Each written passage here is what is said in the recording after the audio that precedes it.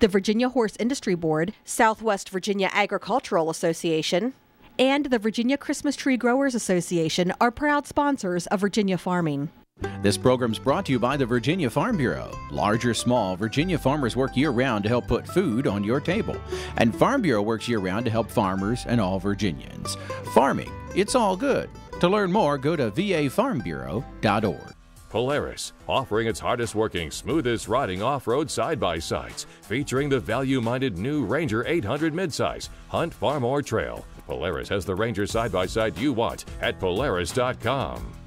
Brought to you by Farm Family, Life, Auto, Business, Farm. Steve Morse, fruit grower, distiller, entrepreneur. Another personal story on farmfamilypeople.com. Farm Family, the people you know. Hi everybody, welcome to Virginia Farming. I'm Amy Rocher. This week we're going to meet the nation's first meat professional apprentice when Alyssa, Elliott and Brydie Ragan from T&E Meats join us on Ag Insights. Then we'll talk about preparing your soil in the spring when we go in the garden. Plus we'll have the Ag Calendar and a Minute in the Field video. All this plus the Ag News of the Week on this edition of Virginia Farming.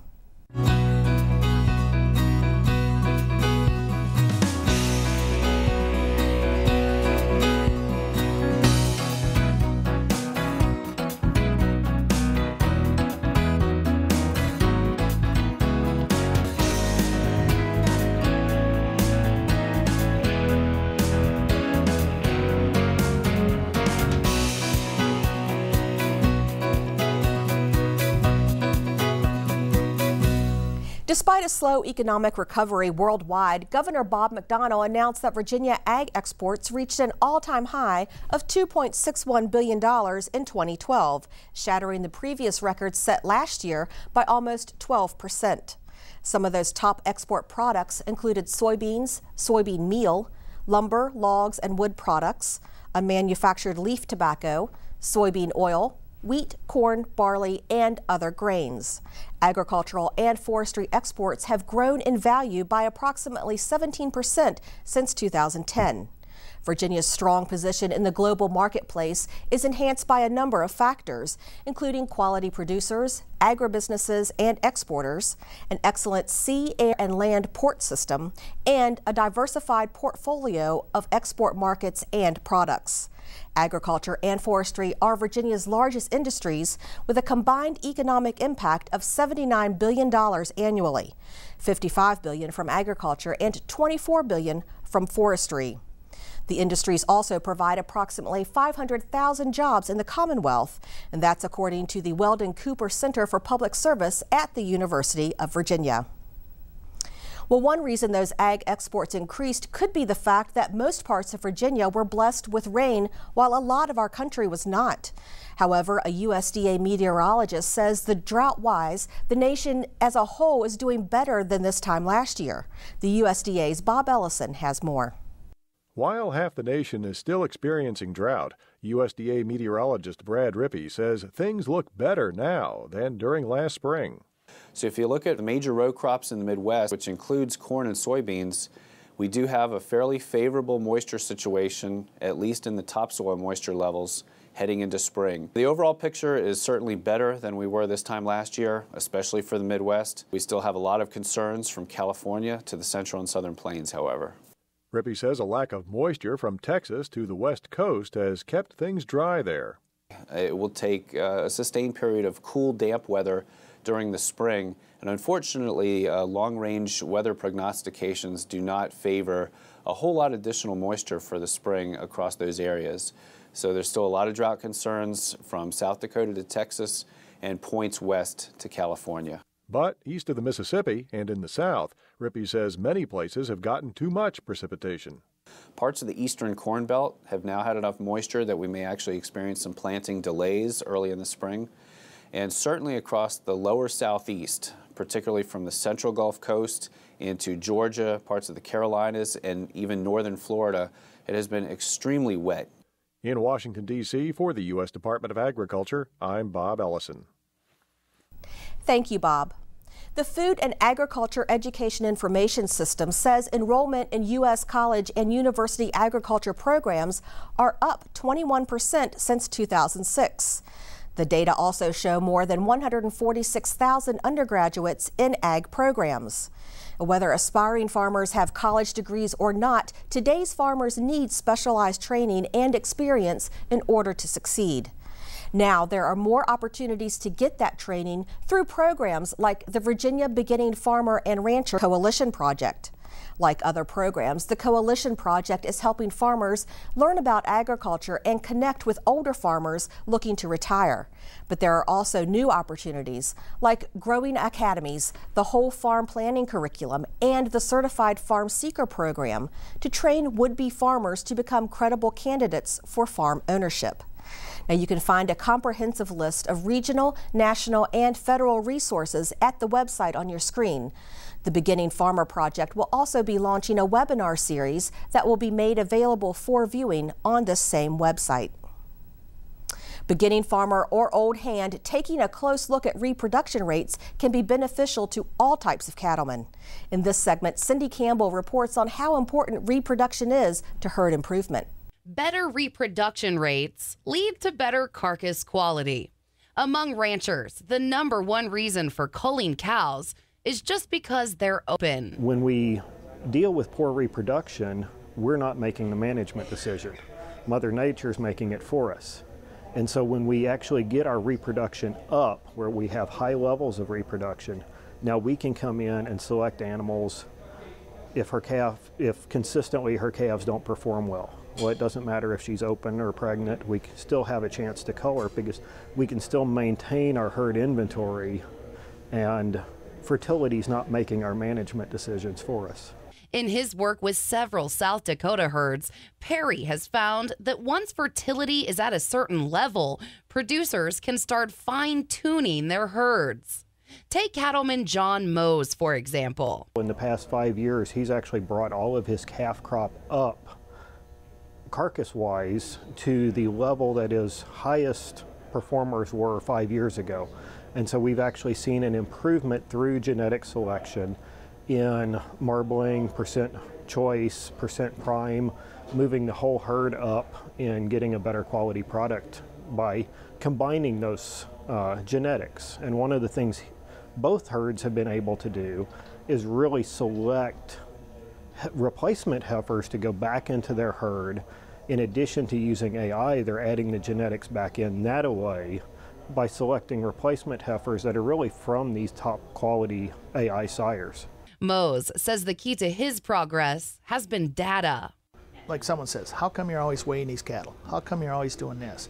Well, we can go back and with records, you can't have enough records, but with them records, we can go back and say, okay, this cow has been in the herd in longevity. On reproduction, it's very important to have them records because you can take and say, okay, this cow's longevity, she's been in herd for 7-8 years. Okay, you're probably more than likely, if she's got a heifer calf, you'll keep her back. The past few years' carcass data helps him hone in on which heifers to retain, and Mose recently added the GeneMax DNA test as an additional selection criteria. All of that wouldn't be possible without first getting a handle on reproduction. Cindy Campbell reporting. Thank you, Cindy. Alyssa Elliott is the nation's first worker in a meat professional apprenticeship program that leads to a journeyman's card. We'll talk to Alyssa and Brydie Ragan with T&E Meats. That's coming up on Ag Insights.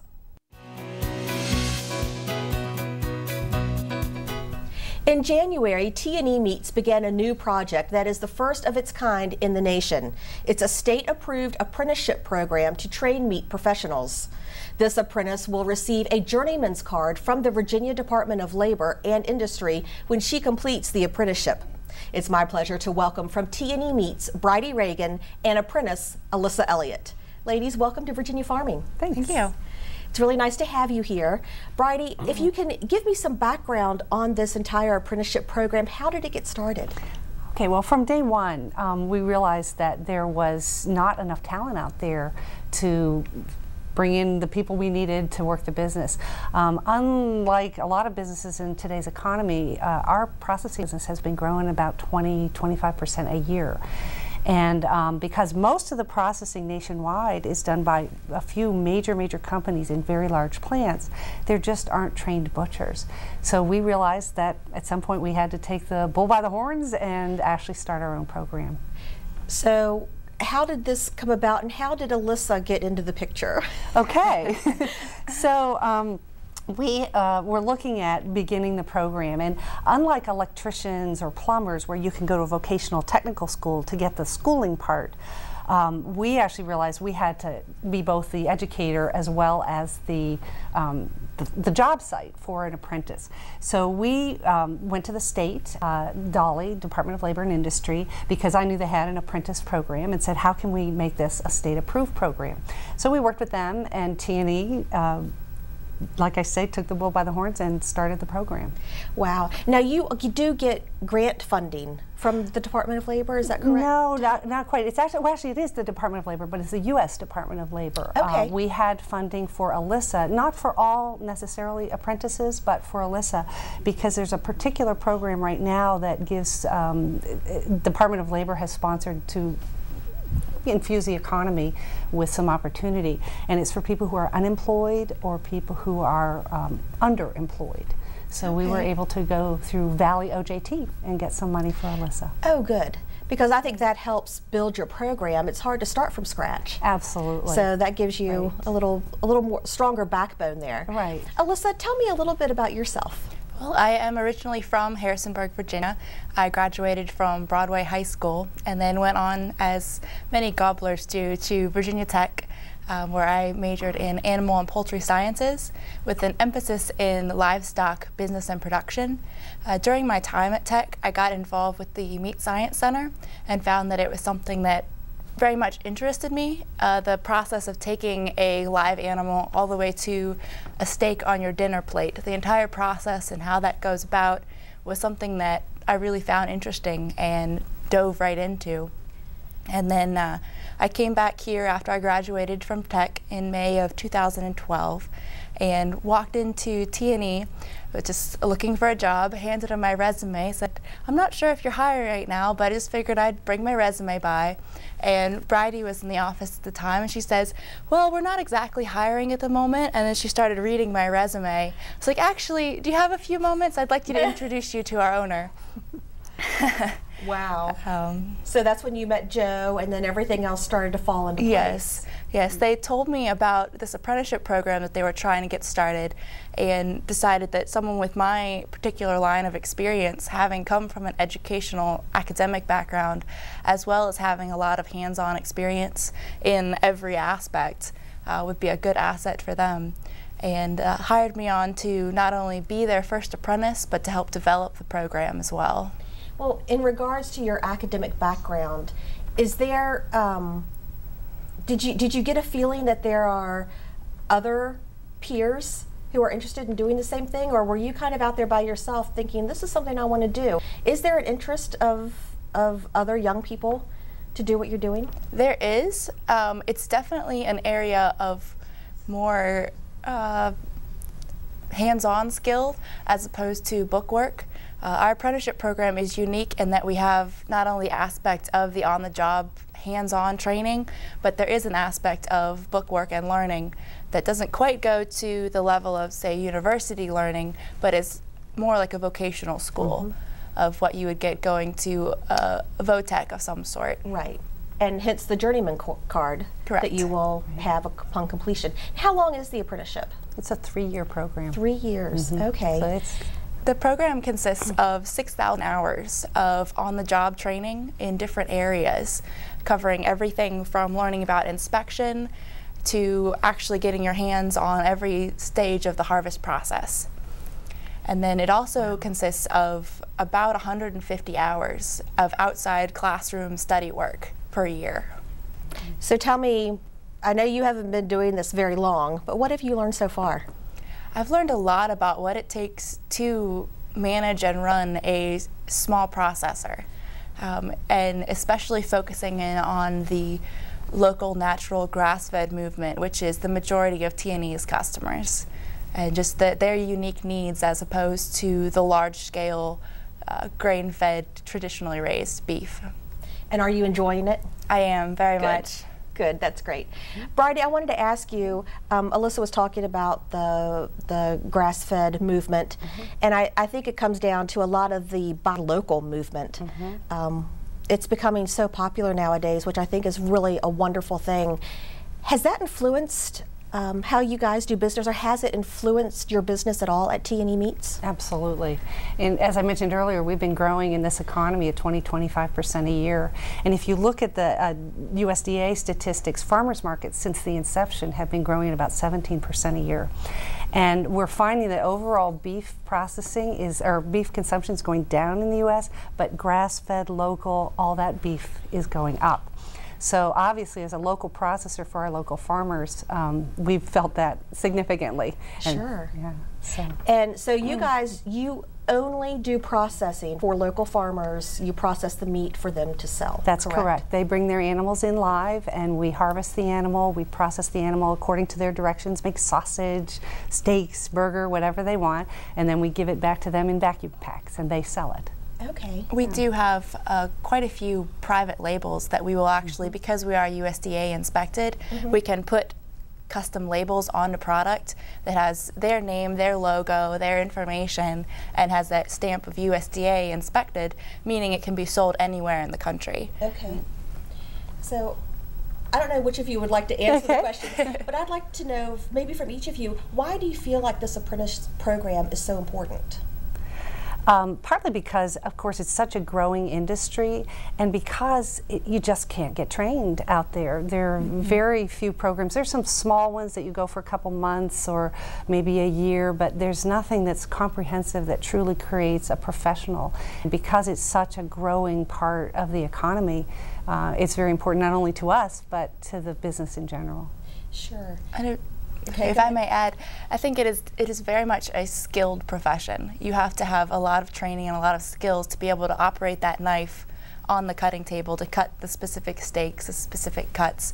There is a lot of skill involved that is nowhere to be found.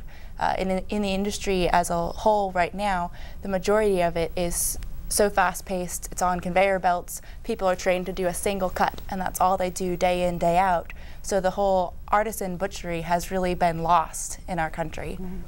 Okay, and so you kind of feel like this apprenticeship is bringing that back. Yes. Absolutely.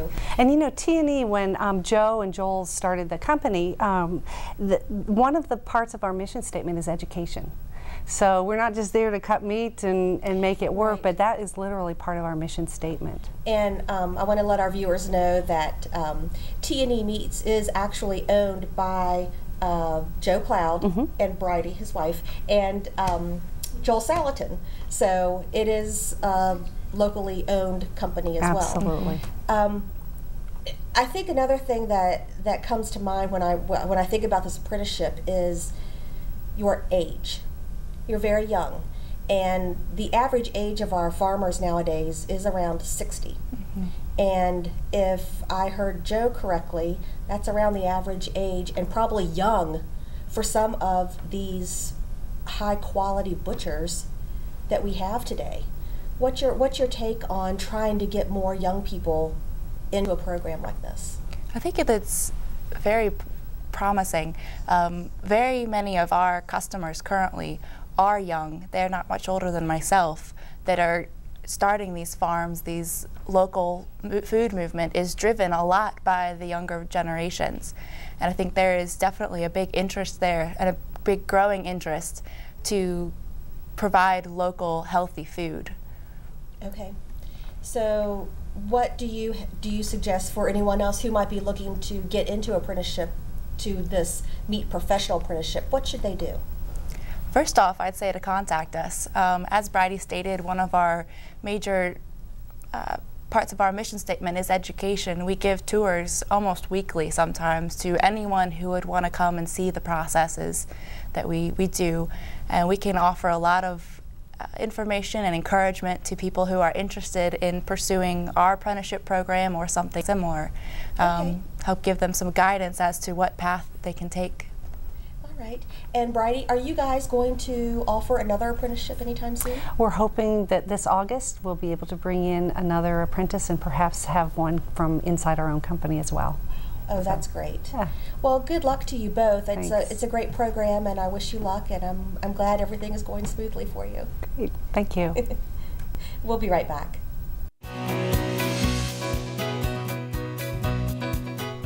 Preparing your soil the right way can help your plants grow and have a hardy root structure. With tips on how to prepare your garden this spring, here's Mark Viette. Preparing the soil can achieve a lot of things in the garden. Not only can it just help your plants grow bigger and better, but it also can help the root structure, and it also can conserve moisture and water levels. And what we find, plants that are really happy with lots of organic matter, they use a lot less water to grow. A couple things that you want to keep in mind when you're preparing a flower bed that's been established, like you see behind me. What you want to do is go in and create little pockets of preparation as opposed to redoing the whole bed. And it's important that you prepare your soil to a depth of about 12 inches. You know, we all can't wait to get out on these nice warm days. It's important to put your hand, take a little bit of the soil that you currently have, and if you squeeze it and water drains out of it, or if it makes like a little mud ball and you can throw it to a building and it sticks, your soil's too wet. As you see here, this just crumbles. So that means this soil is perfect to go ahead and work up. What we find is if you're working with wet soils and you step on it and you compact it, it could take 5 to 7 years to repair the damage that you've done to the soil. One of the things I mentioned is putting down organic matter, and this is a bark that has been infused with mycorrhizal fungi, and these fungi help the roots and the plant work better. It has been shown that you can use 30% water less when you use this product in your soil preparation. So what you want to do is put about 2 inches or a quarter of a 15-pound bag like this for one plant. I also like to go ahead and put in a little bit of rock phosphate. Always follow the label directions.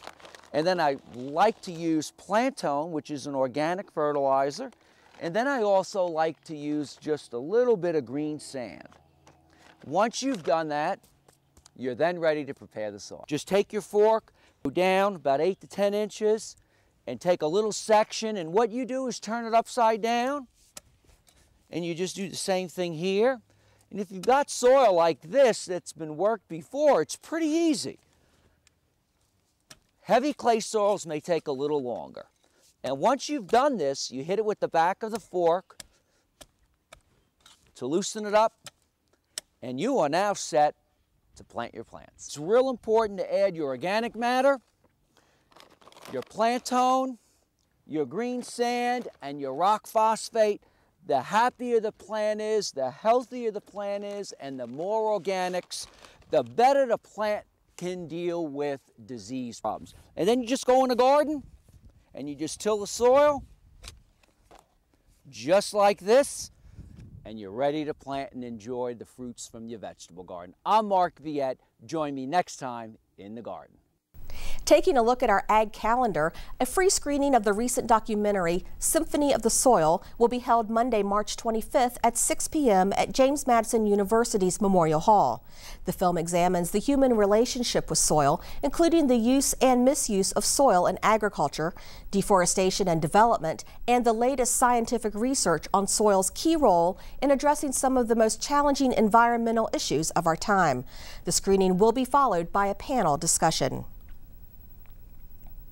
The Great American Trail Horse Sale and Competition will be held at the Anderson Coliseum in Lexington, April 5th and 6th.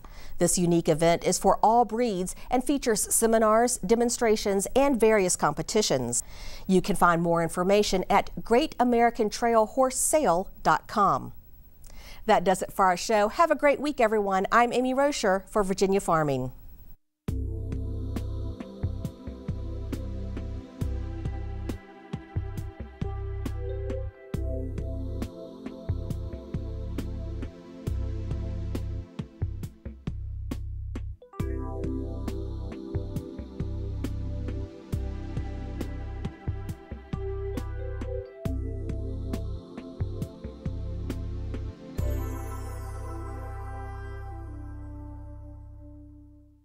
This program's brought to you by the Virginia Farm Bureau. From apples to zucchini, Virginia farmers work hard to put food on your table. And Farm Bureau works year-round to help farmers and all Virginians. Farming, it's all good. To learn more, go to vafarmbureau.org. Polaris, offering its hardest working, smoothest riding full-size workhorses, including the all-new 60-horsepower Ranger XP 900. Hunt, farm, or trail. Polaris has the full-size Ranger you want at Polaris.com. Brought to you by Farm Family. Life, auto, business, farm. Nancy Asher, stable owner, visionary, agent of change. Another personal story on farmfamilypeople.com. Farm Family, the people you know.